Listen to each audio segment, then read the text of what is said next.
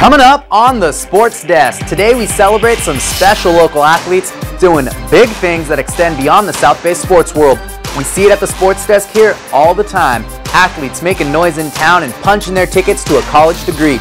Meet the newest member of the SEC, Bria Green, before she heads to the Deep South. And AJ De La Garza dreamed of playing professional soccer the moment he was introduced to the sport. Learn how IOUs to mom and dad gave him the focus to join Major League Soccer's best. And of course, you're not going to be the best if you don't train like the best. Yours truly gets sweaty with one of Torrance's most diverse groups of athletes. All that coming up and more right here on the Sports Desk.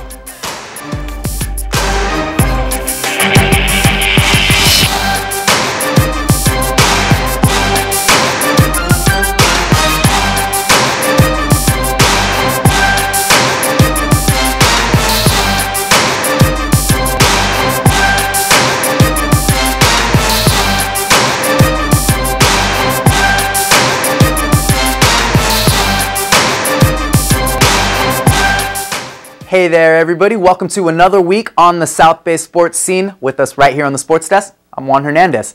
Today, we're all about the athletes, what drives them, what's possible, and what they do to become successful. And that's exactly where we're going to start today. You see, without preparation, any athlete would struggle to succeed on the field or on the court. So I figured, why not throw myself into the one workout that's known to test the limits of every level of athlete? And if I'm going to do something for the first time, might as well be on television, right? Alright, now if you've seen a Nike commercial or watched anything fitness related within the last couple of years, you've probably at least heard of CrossFit. It's kind of a big deal by now, but if you're anything like me, athlete, weekend warrior, whatever it is, I'm sure you've at least asked the exact same question that I've been wondering for the longest time now. I'm about to answer today. What the heck is CrossFit? Okay, or I could just Google the actual definition, right? Apparently, it's the constantly varied functional movements performed at a high intensity across broad time and modal domains. Covers all 10 general physical skills: cardio, stamina, strength, flexibility, power, speed, agility, balance, coordination, and accuracy. But no worries if that was a little over your head too, because guys at CrossFit Code 3 obviously know what they're doing, and figured I might as well just ask them myself. Literally everyone, what is CrossFit? My only way I can explain it is high intensity interval training in short periods of time. Okay, well, what is CrossFit? That's the golden question. It's really hard to define what CrossFit is. Basically what we're trying to do, like I said, is to develop that all-around athlete. So we train for strength, we train for power, we train for endurance, but we don't necessarily focus on one thing so much that it starts detracting from other areas of fitness. It's kind of the sport of fitness, but what I really tell people is it's really a lifestyle, because you have to commit to the diet, you have to commit to the exercise, and you have to commit to the diet to be able to keep up with the exercise and the level activity. 90 wall balls, 18 power cleans, and 45 toe-to bars later, and we're all one big happy family wrapping up Juan's first WOD. WOD, workout of the day. Yes, I'm up on the lingo. You see, the community aspect is a huge factor in CrossFit's massive presence. Camaraderie and intense competition, both with yourself and others, helps the sport of fitness create CrossFit competitions between gyms and workouts that memorialize the same servicemen and women the sport was designed to train. Kelly Edwards is a South Bay police officer with a clear purpose for committing herself to CrossFit. And then we have hero WODs, which are named after heroes. Some of our law enforcement, most are military personnel that have lost their lives in the line of duty. And they're usually really long and really hard and really torturous, but at the end, you know, there's a lot of pride in doing it. But one of the things that's really unique about CrossFit is that while everybody is constantly trying to improve themselves on a personal level, be better, be sharper, have better form, be faster, you know, all those kinds of things, it's not at the expense of the person next to you that you're working with. And it's really kind of almost a spiritual thing when you're at a competition, even like the regional CrossFit competitions and the nationals and things like that. And you will see the people that finish first, as opposed to them just packing up their gear and going, nah, beat you or whatever. I mean, people gather around the people that are still working and root them on. The local CrossFit scene in Southern California, and especially here in the South Bay, is just so strong, you know, because You know, obviously people that live in this area, they want, you know, fitness and looking good is huge. So this is really the hotbed of CrossFit. It's right where we're at right now. There's 3 CrossFits in Torrance, and there's probably a dozen within 30-minute drive.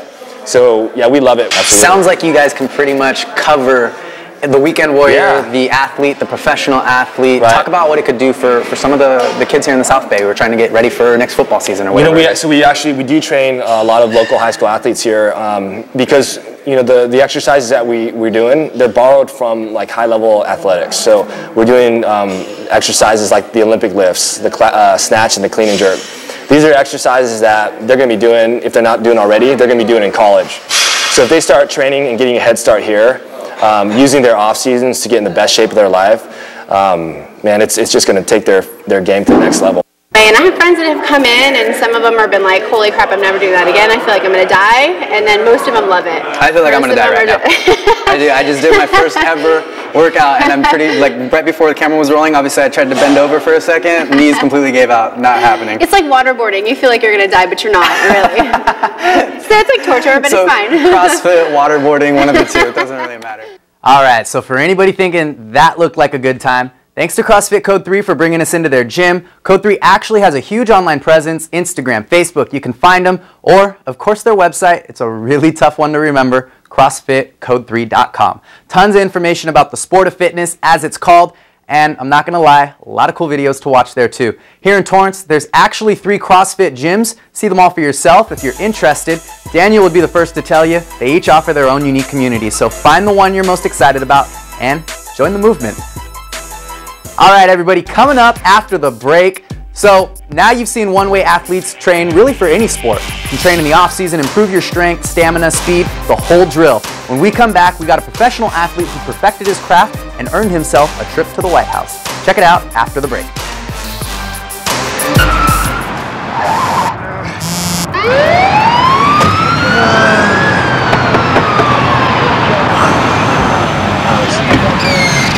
License and registration, please. Know why I pulled you over? That's right, you were texting. Sit tight, I'll be right back.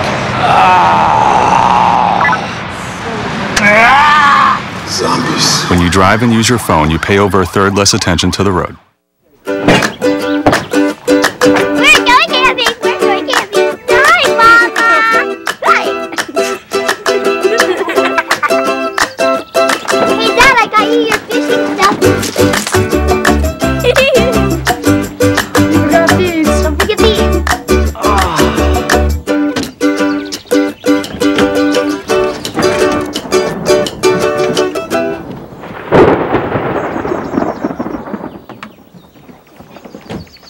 Hey guys! Yeah? Hey look, the weather's changed.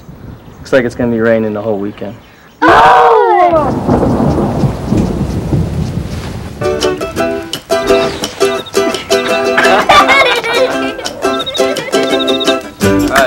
The strongest families are built one moment at a time. For more ways to make every day count, visit facebook.com/makeeverydaycount. Hello there, and welcome back to the Sports Desk. Sticking with the theme of the day, we're going to move on to one athlete whose form of training as a child, well, you'll see, drove his parents crazy. But a few hundred IOUs and 2 MLS Cups later, AJ De La Garza's living and training right here in Torrance, and he sat down with our Jenny Phillips to talk about the road that brought him from Maryland to the South Bay and the LA Galaxy. Check it out. AJ De La Garza is clearly one of the soccer champions of our country. This guy has won 2 youth national championships, 2 NCAA championships with the University of Maryland, and now he's won 2 MLS Cups. He does not want his lucky number to be 2, though. De La Garza sat down with us today and shared how he has achieved such great success on the field and how he plans to bring the Galaxy to even greater heights. So the big names came through in the clutch, but they didn't do it alone. For a group with so much firepower, this team shone on defense, recording 17 shutouts. They were led by 2 local guys, Omar Gonzalez, give it up, and AJ De La Garza, who won a national championship at Maryland. Now they've got another title to their resumes. As one could imagine, becoming a professional soccer player doesn't just happen overnight. At a young age, De La Garza was already in love with the sport and treated it like a profession. It was something I did every single day. I would be at my house by myself kicking the soccer ball against the wall, probably hitting windows. My mom would get upset at me, but it got me to where I am today. Like any kid, De La Garza started off playing all over the field, but he quickly found his true calling. But I found my spot in the central defense when I was probably 12, 13 years old. I just had a passion for defending and not letting other people score. It was just something I loved doing. I was quick in the back, so I read the game well so I could break up plays. Finishing was not my forte, so I stayed away from that side. As he found his place in the soccer field, a young De La Garza decided on a career well before most kids do. When I was little, my parents would always have to buy me cleats and shin guards. I would always write them a note and say, "I pay you back when I make it professionally." And it's crazy to think about that now I am professional. I'm going to my 5th year now. But it's something I wanted to do. Watching DC United play, when my favorite player was like Marco Echeverri, watching those guys play, it was something. When I found out you could do that as a career, I wanted to do that. Going pro wasn't always a sure thing for De La Garza, though. Even after a very successful college career, he was unsure about his future in soccer. Man, I didn't really know I would even make it. They were saying I was too small to play center back in this league. They were projecting me as a right back. I got invited to the MLS Combine. I thought I performed very well there, which was my stock rose a lot, and that's when I kind of knew I'd probably be drafted to go somewhere even for a tryout. I got drafted with the 19th pick here. It was so surreal. Our first day when we came in and we saw David, we just kind of looked at each other and were like, it was just crazy to be in the same locker room with them. Some people you see playing the World Cups, you know, David hitting free kicks for Man United, Real Madrid, all those different teams. Landon, you know, one of the biggest U.S. soccer names in history. Our coach Bruce Arena, the biggest U.S. coach in soccer history. So it was so surreal, and at the same time you want to make an impression for yourself. And make an impression he did. Ended up having the match. Shelby Joseph, and saved on the back line and cleared. De La Garza, they just saved the points, but they're not on yet. Despite all his professional success, though, this Galaxy star's career has had its downsides as well, especially as he was sidelined with an injury late last season and missed all of playoffs. I was just like a cheerleader, kind of, you know, pushing him on, trying to help Tommy, who was in my position as a rookie, and you know, playing in the MLS Finals, just trying to keep him focused. Even though it was tough watching from the sidelines, at the end of the day, De La Garza knows what he did for his team, and he can't wait for more seasons to come. It's frustrating, you know, but when you win, everything feels so much better. Obviously, I wish I could have been out there with the guys in the last few games and whatnot, but they won the games, and I'm proud of that. I was definitely a big part of what we were able to do this year, and I can always look back and be proud of that. Thanks for that, Jenny. Keeping things on the pitch, last week we were holding our breath watching two Torrance teams just tear through the CIF playoffs. South High became a soccer juggernaut this winter, with both the boys and girls squads taking home the Pioneer League crowns and then running circles around the opposition in the postseason. We expected that from the girls with an undefeated regular season, but the Spartan boys, the ones raising the most eyebrows down the stretch. An opening round victory over Bishop Montgomery was followed by 3 straight overtime victories to send the Spartans to their first CIF Southern Section final in almost 20 years. And it was in the CIF finals that the Spartans run out of overtime juice. This one does them in with the golden goal coming in the 8th minute of the first overtime period. And even with the CIF finals loss, South invited into the Southern California Regional Division II boys soccer playoffs, playing for the state crown this week. Their first round game against Saddleback not going as planned, but looking a lot like the playoff nail-biters they provided this entire postseason. 80 minutes of regulation and 15 minutes of overtime later, and the Spartans eventually fall 4-3 after penalty kicks. So an improbable and exciting run finally comes to an end for the South High soccer team. And in contrast to the boys squad at South High that seemed to have come out of nowhere, the Lady Spartans steamrolled through anybody and everybody in their path until their semifinals meeting with Quartz Hill. A minute into the first overtime period, and the Spartan season comes to an abrupt ending with a chance goal that deflected into the goal after a clearing attempt by the Spartans' defense. The 1-0 loss marks the third straight season South High's ladies have fallen in the CIF semifinals, their 6th straight semifinals appearance. Here's what some of the Spartans had to say after their playoff run. Do you guys feel like, for lack of a better term, the season's kind of at a loss because you guys didn't end up with a championship? Yeah, I remember saying this earlier. I said at the end of the season, if we don't win, it's gonna feel like a disappointing season, and that is like not even enough to describe what it feels like. It definitely feels like a disappointing season for us.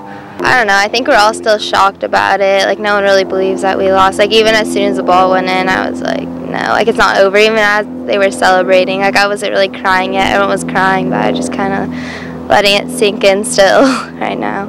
I still think that we had a really good season. It just, like, was a really bad way to end it. But I don't think that should, like, define your whole season.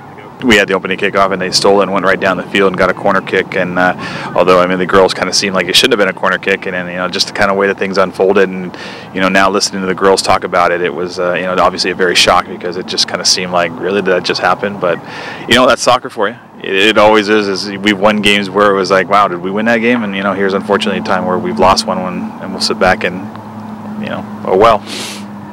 All right, and keeping it in the playoffs, but moving over to the hardwood, the Bishop Montgomery Knights, another team that stunned us when they exited earlier than expected from CIF basketball playoffs. Of course, when you're ranked in the top 10 in the state of California, a semifinals loss still gets you an invitation to the state tournament, so the Knights got back to work last week preparing for their run at a state championship. Now, that journey tips off this week in the Bishop Gymnasium when they host Coalinga. Check back in with us next week. We'll have the highlights from that first round game of the state tournament going down right here in your backyard. We see if Lamont Murray Jr. and his crew can bounce back from the disappointing end to their league title chase. All right, everybody, coming up after the break, we've watched her grow from a standout freshman to her coach now calling her the best player in the league as a senior. Time to check in on the bright future of Bria Green when we come back. So many kids' activities today seem to leave out the activity part. New research tells us that just getting children to walk an extra 35 minutes a day could spare them the pain of thinning bones later in life. Encourage your kids to get up, get out, and get moving. Hello. Hey, Grandma, how about another grape soda? A public service message on building strong bones for kids from the Pediatric Orthopedic Society of North America and the American Academy of Orthopedic Surgeons. What if you could unleash your child's creativity while preparing them for a successful future? What if you could ignite your child's love of learning with one after-school program? What if that one program was easy and fun and taught critical thinking, teamwork, and communication? Destination Imagination is the one. Destination Imagination has been teaching kids teamwork, creativity, and problem solving for more than 25 years. Our students report increased ability to excel at school. Teachers report better attention and participation in our students. A major university study has documented how our students are ahead of others in creativity and innovation, skills that employers want and our future needs. To learn more about Destination Imagination, go to www.startateam.org and make Destination Imagination the one for you. Hey everybody, welcome back to the Sports Desk one more time this week. So today we've shown you one way athletes can stay in peak physical condition year-round and a guy who's managed to turn his passion into a career in Major League Soccer. Next, our Letitia Cahey catches up with Bishop Montgomery High's Bria Green to see how the 6-foot-tall outside hitters going from kills on the beach all the way to the Alabama Crimson Tide. The beaches in California offer so much for senior volleyball player Bria Green, they would offer more than she ever imagined. I did start off playing beach volleyball a little bit, and then it just transitioned over to indoor, and so that kind of helped coming from California. When I came to Bishop my freshman year, I didn't think I would ever be getting a scholarship. But now, a senior and standout volleyball player at Bishop Montgomery High School, she is preparing for the next step on and off the court, playing collegiate volleyball while earning her degree. My husband works really hard to provide for our family, and also during the time that she was in elementary school, I had returned back to the university, so I was in college again. So she just saw both of us working really hard and struggling, and that really, I think, helped shape her ability to work hard in volleyball or in school. My husband played volleyball in high school. He was an amazing athlete, an amazing volleyball player. So he took Bria out and she just fell in love with the sport. And after that, it was in the backyard. They were hitting balls, they were serving, she was spiking. He just spent a lot of time working with her on the fundamentals of volleyball. So that's really where she gained a lot of her skills and knowledge. Bria racked up awards in beach and club volleyball, where she attributes much of her success along with her father. It's definitely crucial because it gave me a leap of skill and fundamental, and if I didn't start young, I wouldn't have those skills and the knowledge of the game that I have now. Bria's accelerated maturation was partly due to being placed on varsity as a freshman. It was definitely scary being the youngest one, but after a while I got comfortable with the girls. I'm still close with some of the girls today. They became like a big sister. They were teaching me things. They helped me out with school in general, so it became more of a good thing. You're watching your child go through some very difficult circumstances. You're watching your child being placed under a lot of pressure in a lot of situations where, you know, she's the one that has to score the final point, or she's the one that has to make the big hit. And so it's been a lot, but we've also been very proud to see her grow and become this woman that is very comfortable in her own skin, that doesn't mind taking that last hit. Bria received 8 scholarship offers, but with the help of her family, she ultimately chose Roll Tide. You guessed it, Alabama. Alabama is a powerhouse in the SEC, far different from the quaint private school in Torrance. I have no problem with competing at a higher level. I like to compete at higher levels. I like to be intense, so it's a very intense conference, and I'm really excited about that because I want to embrace that challenge. Whatever the challenge, Bria is ready. She knows what major she would like to pursue, public relations. Like the facilities at the school were amazing. I didn't see that at any schools here, so I just knew that this would be a good supporting school to help me get to where I want to be. And the program, the major I want to become the program is number 2 in the nation. Well, I think it's going to be a great experience for her. We're going to miss her, my husband and I. I mean, she's our baby daughter, so of course we're going to miss her. But I think it's also going to give her an opportunity to travel. It's going to give her an opportunity to live in a different area of the country, being the South. And she's going to have an outstanding academic experience. So we're ready for her to travel on to Alabama. But before she goes, she has to say goodbye to some people first, namely her older brother, who also attended Bishop and is another piece of her support system. He's been my cheerleader, you can say. He always comes to the game. He motivates me. We always go to the gym together, so it's going to be tough leaving him.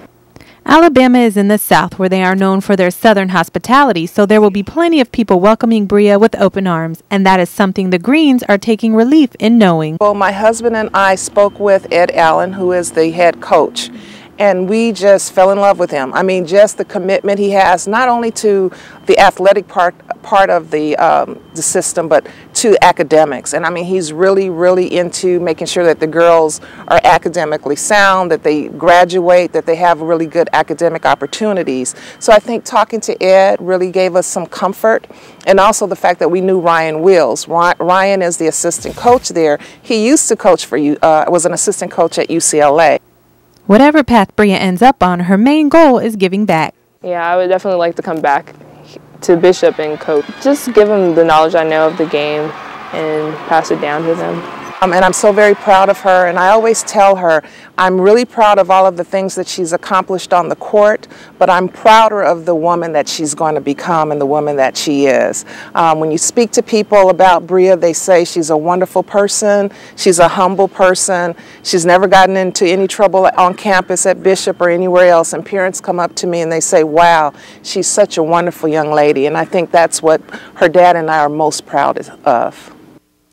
Thanks for that, Letitia. And even though the girls wrapped up their volleyball season back in the fall, we're going to keep things going on the court. The guys at Bishop getting off to a good start in their 2013 season, falling behind PV Penn in the first 2 sets, only to storm back and take the final 3 last week. Over the weekend, though, the Knights not so fortunate against Long Beach Poly as they lose 2 sets to 1. And their next opponent, the South Spartans. That matchup coming this week at South High. The Spartans off to a hot start this weekend. They took down Sylmar, Arcadia, South Pasadena, Rio Mesa, and Burroughs, basically beating up on all of Southern California over the weekend. Not too shabby for a couple days worth of work. Again, the Spartans and the Knights get at it this week, March 5th at South High. And another spring sport, we've got plenty to look forward to. Some action going down on the baseball diamond. The Tartars get things going in the El Segundo preseason tourney against Mira Costa.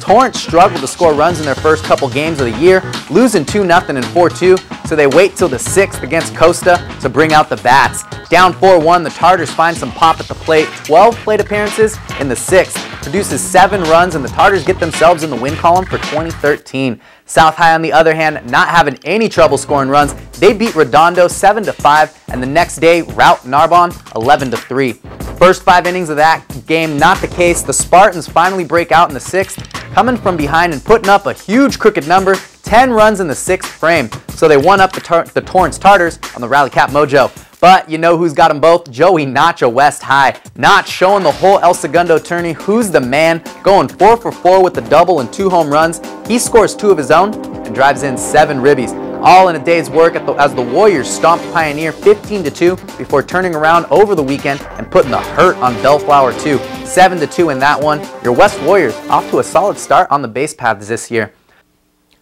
Swinging things back to winter sports before we wrap it up for the day. All the teams finishing up CIF playoffs and moving on to state tourneys. On the wrestling mat, the city of Torrance got to see 2 local athletes place in the state tournaments. Matt Bozen at West High nabbed himself a 3rd place medal in what will be his last wrestling event before turning his focus to football at Boise State next year. Not a bad way to walk away from a sport at all. Bozen medaled in the 220-pound weight class. And Jordan Garola of North High topped his previous performance in the state tournament. Last year, Garola placed 7th. This year, he finishes 4th in the 120-pound weight class. All right, so we've shown you how some athletes train. We've shown you a couple athletes in town doing huge things in their sports and living out their dreams. And one of the best things about being in Torrance is that you don't have to get crazy. You don't have to train like an Olympian or win national championships to enjoy something you love. For more of that, Brittany Johnson heads out to Wilson Park to cruise in on some of the action at the city's local roller rink.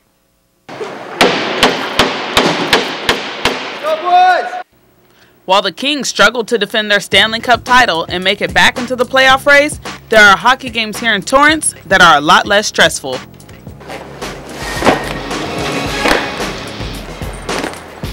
Though there is some stiff competition, at the end of the day, it's all about having some fun. If you like what you see here for hockey and feel like you want to get involved in some of the action, the hockey leagues here at Wilson Park are offered Monday through Saturday for both men and women of all skill levels. All the leagues are adult leagues. Unfortunately, we don't have a kids league right now, so everything is going to be 18 and over. Andrew Duong, a senior recreation supervisor and the person in charge of the hockey program, says you don't even need to have any hockey experience to join. We actually do have a co-ed division, which is our entry-level novice league. It's going to be on Friday nights, and we take everyone from people who are just learning how to skate and people who want to learn more about the fundamentals of it. Don't worry if you missed out on all the fun this season. Sign-ups for Summer League start in May. You can also check your season's catalog for more information. Reporting for the Sports Desk, I'm Brittany Johnson. All right, there you have it, everybody. That's going to do it for us this week. If you miss us or you just miss me, don't be afraid to email the show or call us anytime. Let us know how we're doing. We love to hear from you. The Sports Desk at torranceca.gov. All right, everybody, that's it. We'll see you next week right here on the Sports Desk.